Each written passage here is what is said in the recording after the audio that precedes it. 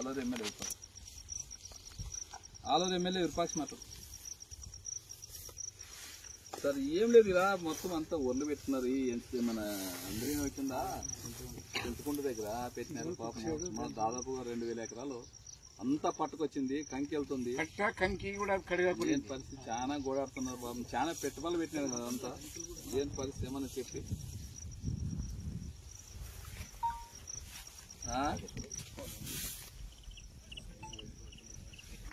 ఇప్పుడు ఉన్నాయి కదా సార్. ఇప్పుడు డ్యామ్లు ఉన్నాయి సరే అంటే అందరూ ఇదే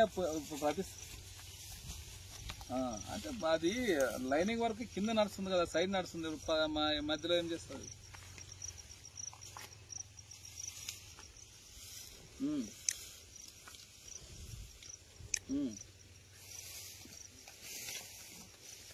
ఈరోజు మన చింతకుడు గ్రామంలో చూస్తున్నాము. అంతా పంట దశకి పట్టా కంకి ఉంది. ఈరోజు అంత అన్యాయంగా ఈ కూటమి ప్రభుత్వము రైతులు నట్టేట ముంచింది ఈరోజు. ఎందుకంటే చూస్తున్నాం, మన రైతులకు పొలాల్లోనే ఉన్నాము. పొట్టదశి కంకిగానే వెళ్ళింది.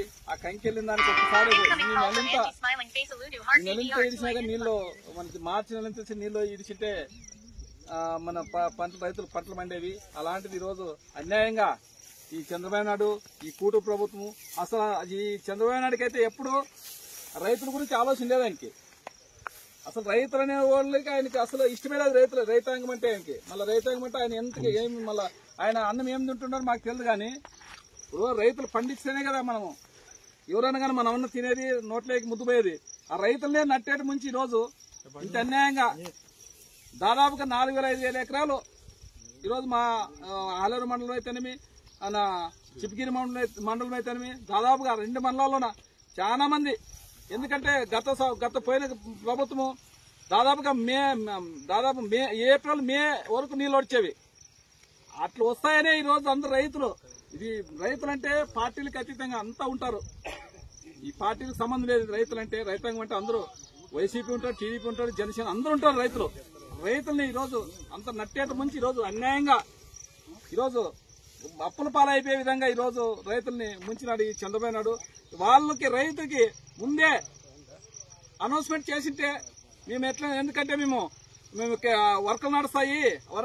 ఎందుకంటే వాళ్ళు ఇప్పుడు ఆ వర్కులు నడిచేది ఎందుకు వాళ్ళ కూటమి వాళ్ళు సంపాదించుకునే తప్ప అదేం ఒరిగిపెట్టింది ఏం లేదు. ఇప్పుడు ఒక నెల ఇడిచిపెట్టినాక నెలలు ఇడిచి కావాల్సింటే వర్కులు చేసుకుని అయిపోయేది. ముందు అనౌన్స్మెంట్ లేకున్నట్ల, ముందు చూపు లేకున్నట్ల ఈ కూటమి ఈ చంద్రబాబు నాయుడు ఎప్పుడంతే రైతులంటే నిర్లక్ష్యమే ఆయనకి. ఎందుకంటే ఆయన రైతాంగం మీద ఎప్పుడూ ఇష్టం లేదు.